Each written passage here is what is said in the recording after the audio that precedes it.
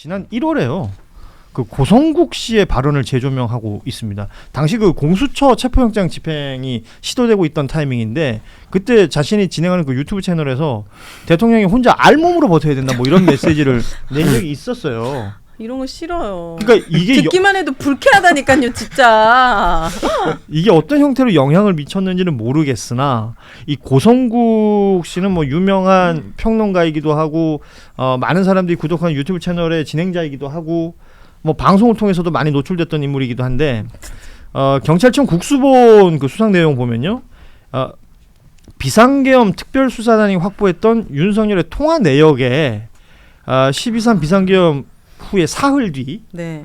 고성국 씨한테 5차례 전화를 건 내역이 포함돼 있어요. 많이 의지를 했나 보네요. 그러니까 모르죠. 이게 왜냐하면 그 고성국 씨가 방송에서 했던 얘기가 나중에 윤석열을 통해서 전파되는 경우들을 우리가 딱딱 매치시켜 보면 맞는 것들이 몇 개 있단 말이죠. 네. 맞아요. 예. 그런 것도 있고 이게 어쨌든 통화 기록상은 나온 거니까 예. 사실관계로 등장을 한 거니까 12월 3일에 비상계엄을 선포하고 사흘 뒤에 고성국과 통화한 게 12월 6일이거든요. 예. 근데 12월 7일에 이제 윤석열이 대국민 담화를 한단 말이에요. 그러니까요. 그때 딱 타이밍이 맞아요. 예, 근데 12월 7일 대국민 담화에서는 이제 윤석열이 국민들한테 송구스럽다고 얘기를 하면서 법적, 형사적 책임을 모두 지겠다라는 식으로 얘기를 하고 본인의 처지에 대해서 설명을 합니다. 그러면서 이제 야당을 비난하죠. 내가 비상계엄을 할 수밖에 없었던 그 배경에 대한 강변을 하는데 그 바로 전날에 고성국과 통화를 했다라는 건 뭐겠느냐. 앞으로 내가 어떤 식으로 행동을 하고 말을 해서 여론전에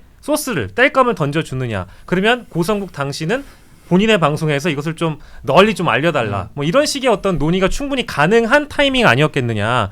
이런 식으로는 생각을 해볼 수 있죠. 그러니까 이건 예. 그 계엄 이전에도 11월이었나요? 그때 고성국 씨가 또 윤석열과 통화를 했던 내용들, 소통을 했던 과정이 있었기 때문에 비상계엄 전후로 고성국이 등장하는 걸 보면 적어도 내란에 대해서 공모를 했다고 우리가 뭐 과한 추정을 하지 않는다고 하더라도 내란을 상의했을 수는 있다라고는 볼 수 있는 거죠. 어떤 혐의가 발견이 되면 최근에 이제 내란 특검뿐만 아니라 김건희 특검, 최병 특검 등등이 네. 지금 압수수색 강제 수사 돌입하는 경우도 많이 봅니다. 전광훈 씨도 지금 압수수색 진행이 됐고 신혜식 씨도 오늘, 압수수색이 진행이 됐다 그러잖아요. 네. 그러니까 뭐 어떤 혐의가 포착이 된다면 고성국 씨도 계속 좀 지켜볼 필요는 있을 것 같다. 그거 생각이 진짜로 들어요. 중요한 건데 이 제가 계속 반복해서 말씀드리지만 내란이라고 하면은 표현이 너무 온화합니다. 우리가 형법에 내란죄라 돼 있으니까 내란이라 표현을 하는데 우리가 뭐 동학난 이것도 내란이잖아요. 그 정당한 난들이 많잖아요, 역사적으로. 그러니까 내란이라면 국민들이 이게 극악한 범죄다는 느낌이 확 안 와요. 이 국가 반역 사건이거든. 네. 군사 반란 사건이고 예. 이제 프랑스 드골 대통령 같은 경우에 나치에서 해방되고 나서 드골이 어느 정도로 강력하게 국가 반역자를 처벌했느냐 하면은 창녀들까지 다 처단했어요. 죄 없는. 왜요? 그런데 이제 그 독일인한테 부역했다 이런. 그런데 특히 언론인, 예. 법조인은 전부 다 죽였어요. 네. 너무너무 심할 정도로. 왜? 아. 언론인, 법조인은 그만큼 국가 반역을 하면 그 해악이 크다는 거거든요. 그러니까 고성국 씨나 이런 분들도 일종의 언론인이라 한다면 지금 그 비상계엄 전후해 가지고 개별적으로 여러 통화를 하고 전체 과정을 보면 이 사람은 내란의 선전선동으로 처벌해야 됩니다.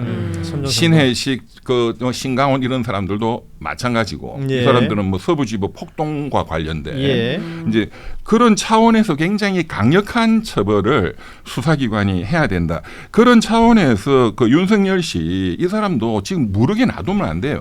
군인권센터가 윤석열 씨에 대해서 징벌방에 징벌을 하라. 지금 언론 보도가 났잖아요. 오늘. 예. 제가 지난주부터 이 사람은 형집행법상 금치 처분을 해야 된다. 윤석열이는. 예. 형집행법에 이런 정당한 교도관의 직무집행을 거부하거나 또는 질서에 위해를 가하거나 법 집행을 거부하거나 형사소송법 체포영장을 거부하고 있잖아요. 예. 이런 경우에는 가장 강력한 조치가 30일간 금치라는 건 징벌방이에요. 예. 네. 0.7평 정도 됩니다. 아. 한 평이 안 돼요. 우리 흔히 말하는 그냥 징벌 독방 뭐 이런 데 얘기하는 거. 앉아 있을 수만 있는 정도. 그 옛날에 그 군부 독재 때 민주화 투쟁하다가 징벌방 가면 진짜 괴롭거든요. 예, 네. 일제 때 이럴 때. 그런데 이제 지금은 딱 법에 딱 평수도 0.7에서 0.9평.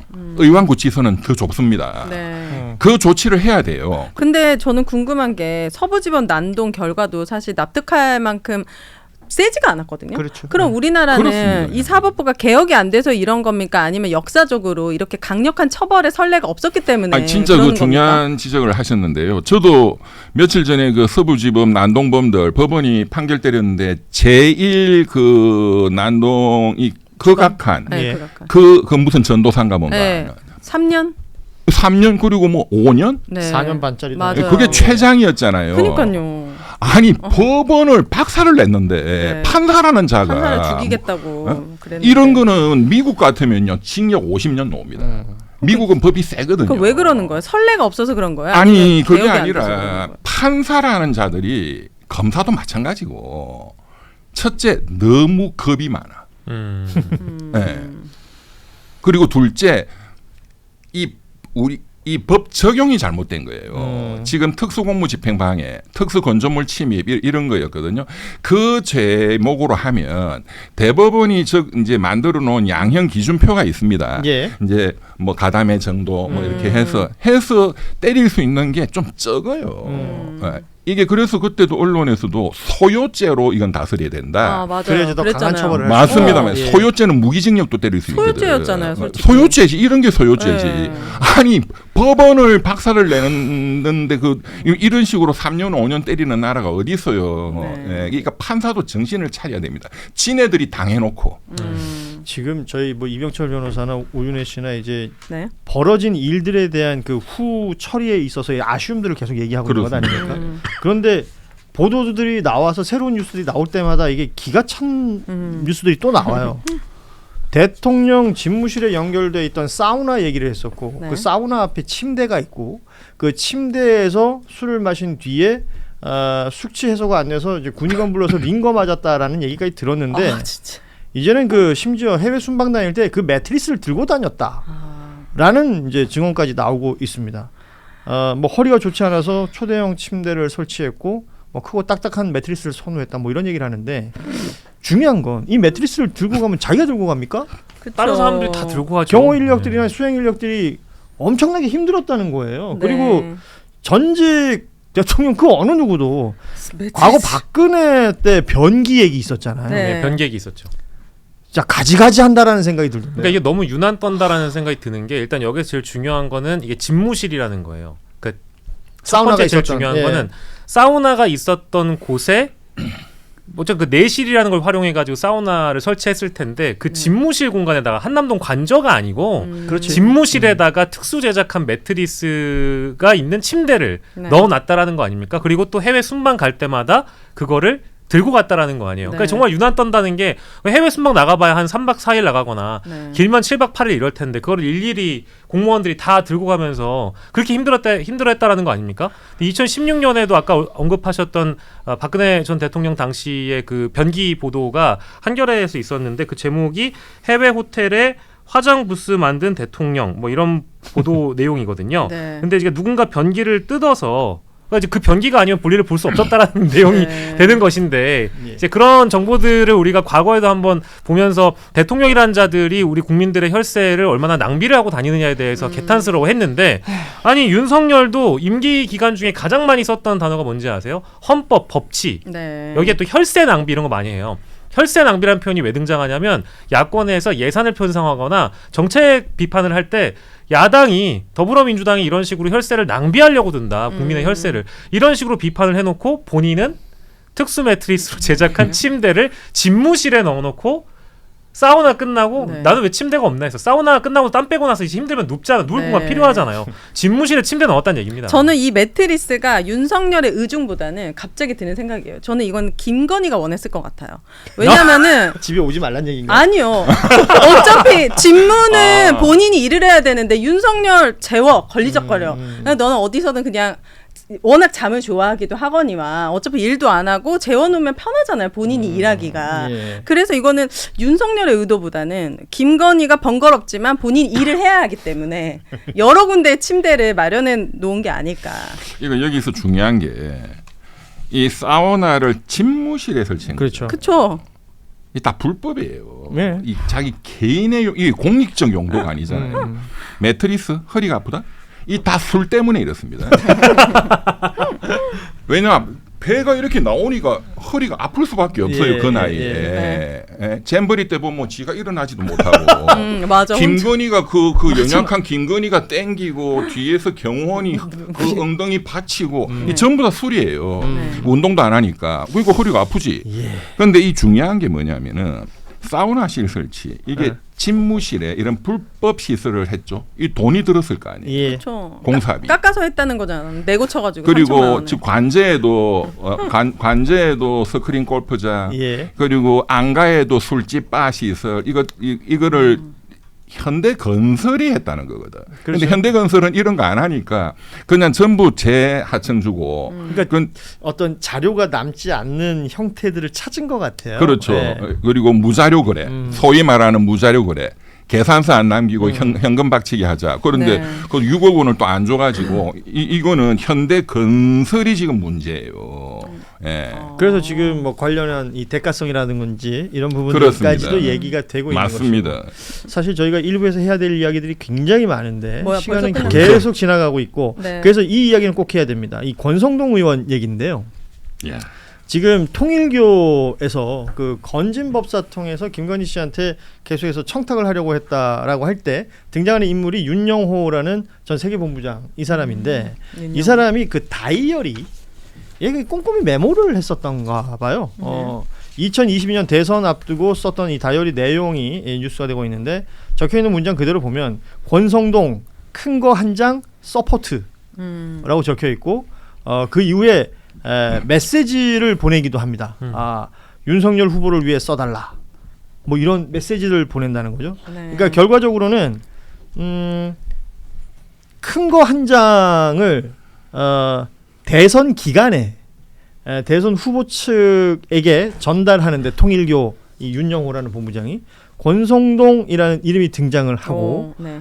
그러면 이 돈이 어떤 형태로 쓰였거나 사용이 되었거나 이런 부분들을 따져봐야 될 텐데 제가 그래서 오늘 오전에도 방송하면서 변호사들한테 물어봤어요. 예전에 왜 그 박근혜 국정농단 때는 뭐 안종범 수첩 뭐 계속 이런 수첩들이 나오잖아요. 맞습니다. 내란 때도 노상원 수첩 이런 얘기할 때 이게 법에서는 굉장한 증거로 쓰인다는 거 그거 아니에요? 자체가 그냥 바로 증거입니다. 아, 네. 네. 증거 능력을 바로 인정해요. 그럼 권성동 의원은 사실은 이렇게 되면 거의 빼박 아닌가요? 대박이죠. 음. 권성동 의원은 진짜 이제 골치 아파요. 음.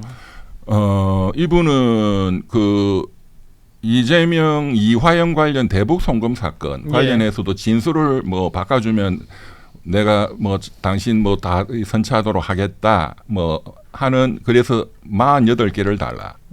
48억 뭐 이런 것도 언론 보도가 났잖아요. 그렇죠. 네, 그때도 뭐 본인은 그렇지 않다고 안타고 입장을 냈지만 부인하고 예. 있습니다. 그리고 통일교가 이제 23년 4월달에 국민의힘 전당대회 때 그 권성동이가 이제 윤심이다 해서 이제 당 대표로 출마할 수 있다 해서 조직적으로 통일교 신도들이 입당하고. 가입했다, 네, 입당했다. 이제 네. 이건 정당법 위반이거든요. 예, 그런 것도 의혹이 큰데 여기서 지금 1억 원. 이게 1월 5일이죠. 22년. 예. 이건 이제 선거가 그 3월 9일이었어요. 네. 두 달 전입니다. 예. 제가 이때 그 윤석열 캠프에 그렇죠. 제가 부위원장 할 때인데. 예. 네. 예. 그런데 이걸 1억이라고 지금 해석하시잖아요. 1억 아닌 것 같아요. 큰 거 한 장. 큰 거면 한 10억 그러니까 돼야 되는 거죠. 이게 이제 이게 사실 사람마다 큰 게 좀 다르잖아. 네. 기준이. 그냥 한 장이 아니잖아요. 그러니까 이제 이때 이 상황 그리고 권성동 의원이 차지하는 캠프에서 넘버원이었다. 후보를 빼고 예, 권성동 장제원은 이제 이런 경우에 그리고 권성동이가 해준 그 이후에 여러 가지 대가적으로 해준 네. 뭐 수사 정보로 빼준다든가 많은 걸 해줬을 거예요. 앞으로 막 터져 나올 거예요.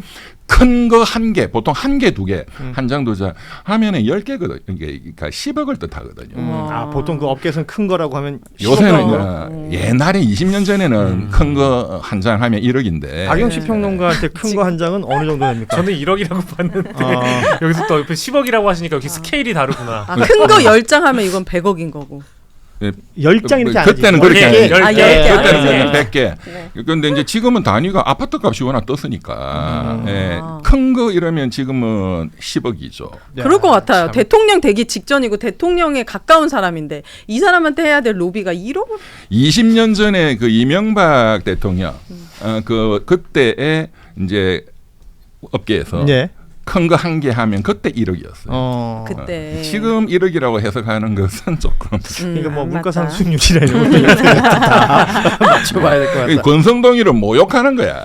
오히려 1억으로 아, 이렇게 1억이라고 할 얘기를 사람이 하면은 아니라 그렇죠. 사실은 이제 모든 그 특검들이 운용이 되고 수사가 진행이 되면서 각각의 직업군들이 있어요. 내란 특검에서는 군, 고위공직자 뭐 이런 식으로 이제 뭐 보는 경우들이 있고 또 주가조작범들 김건희 특검법에는 뭐 주가조작범, 뭐 고위공직자 또 거기에는 뭐 각종 사업하는 사람 여러 형태로 또 얽히잖아요.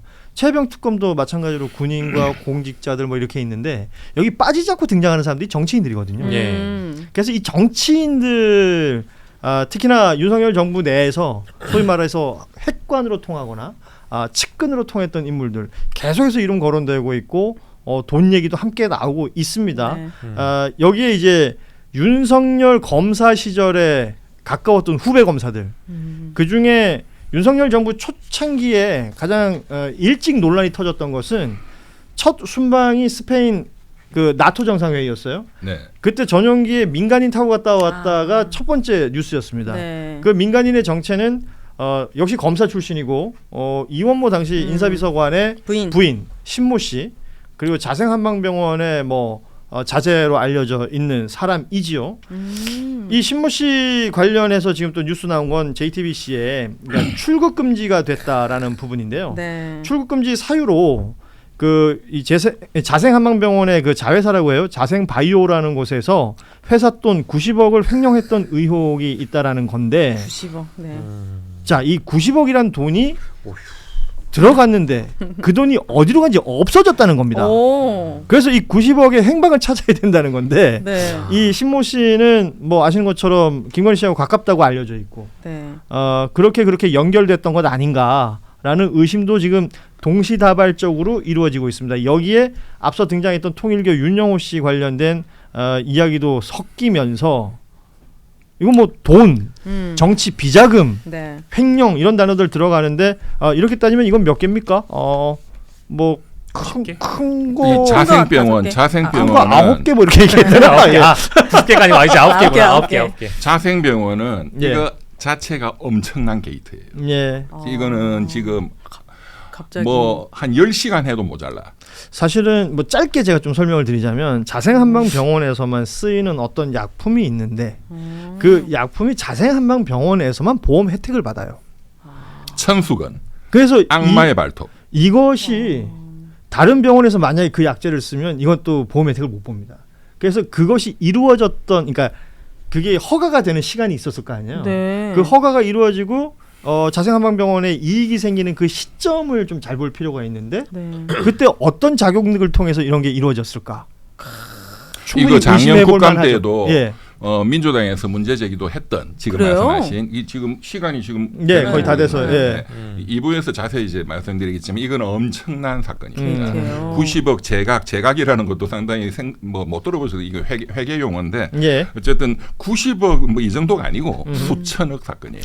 근데 이거는 좀 제가 걱정되는 게 네. 일반 시민의 입장에서 그 내란 특검 쪽에 대한 수사는 뭔가 이게 등장할 때마다 어느 정도 정리가 된 상황에서 관련 인물들도 다 이제 수사 대상으로 이미 다 거론됐고 우리가 알고 있는 사람들이거든요. 근데 김건희 특검 쪽은 진짜 이상한 사람들이 너무 많이 부류를 가리지 튀어나와가지고 않고 정말 다양해. 방대하고 원래 16개 혐의를 8개 수사팀이 나눠서 지금 하고 있는 거잖아요. 네. 불가능할 것 부족해, 같아요. 부족해. 예. 근데 여기에 지금 플러스 알파로 등장하는 뭐 집사 게이트부터 시작해가지고 와. 지금 자생병원 얘기 나오고 뭐 이제 이원모의 아내 얘기 나오고 뭐 나토 정상회담 게다가 목걸이 게이트 나오고 별게 다 나오니까 이게 이런 식으로 괜찮나? 그러니까 지금 이 내란 특검 관련돼 가지고 특검법을 지금 개정한다라고 하잖아요. 민주당 예. 쪽에서. 왜냐하면 그때 당시에 국회 그 청문특위에서 위증 혐의와 관련돼서 그 최상목과 한덕수를 실제 고발할 수 있는 주체가 지금 사라져버린 상황이니까 그렇죠. 개정해서 특검이 하게끔 한다라는 건데 네. 전 김건희 특검도 사실 개정이 좀 필요하다고 보는 게 너무 필요해요. 특검법을 좀 연장하든지 아니면 네. 인력을 좀 더 주든지 지금 그 목소리들이 계속 나오고 이거는 있죠. 너무 예. 이게 지금 김건희로 하루만 살아보고 싶어요. 네? 진짜 타노스 같은 사람 아니에요? 마이더스에서 너 뭐 한방병원이야? 너는 뭐 마약이야? 너는 뭐가 걸려 있어? 뭐 어떻게 뭐 렌트카야? 뭐 그냥 모든 거 다 해결해 줄 수 있는. 근데 이제 하루를 살아보고 싶다고요? 하루 안에 그 일을 다 할 수 있을 거라고 생각합니다. 뭐 진짜 그 중에 하나만이라도 와. 아니 저는 오늘 진짜 저희 다루진 대단한 않았지만은 김건희 씨는 잠을 언제 잤을까라는 생각이 음. 듭니다. 지금 이미 비화폰 같은 경우에도 최고 등급에서 모든 사람들과 다 지금 통신했을 거란 추정을 네. 해볼 수 있는 거잖아요. 네. 그러면 그렇게 그 밤새서 윤석열의 전화기를 가지고 막 이렇게 또각또각 거리면서 그러니까요. 미쳤냐 잠을 안 자고 뭐하냐라고 이제 그러니까. 남편이 얘기할 정도였다고 하는데 그러니까요. 비화폰까지 지워줬으면 밤을 새서 장관과 그럼요. 통화하고 국정원장과 통화하고 하지 않았겠어요? 네. 그러니까 침대가 필요했겠죠. 빨리 재워야 그러니까 되니까. 그래서- 거슬리는 윤석열을. 그래서 윤석열은 찌고 이 양반은 날씬하잖아요. 날씬한 게 아니라 아예 말랐어요. 거의 너무 심각할 정도로. 예, 우리가 지금 뭘 하고 있나라는 생각이 들 정도로 네. 정말 매일매일 그 새롭게 등장하는 뉴스들에 새롭게 등장하는 인물들. 지금 앞서 얘기했던 그 자생바이오, 자생한방병원의 자회사 자생바이오 이후에 뭐 횡령 이 얘기를 했었는데 제각이라는 표현하셨잖아요.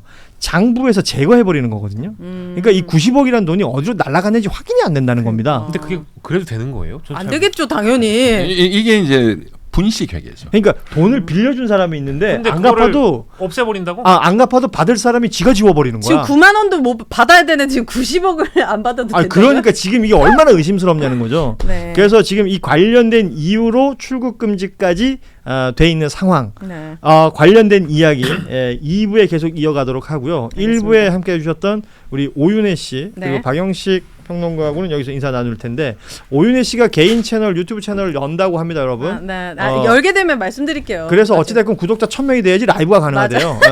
많이들 들어와 주시고 네, 하게 되면, 이병철 예언 TV는 다음 주니까 네. 다음 주에 또 저희가 홍보하겠습니다. 박영식의 1일 영식 이 채널도 많이들 응원해 주시기 바랍니다. 네. 예. 네. 저 얼굴에 뭐 이렇게 쑥 뿌려가지고 지금 열심히 살고 계시니까. 열심히 하잖아요. 네. 오늘 저녁에 난 부탁 하나 하고 싶어요. 예. 면도하는 라이브 한번 하세요. 알겠습니다. 네. 자, 박영식 평론가 오윤혜 씨하고는 여기서 인사 나누죠. 감사합니다. 고맙습니다. 네.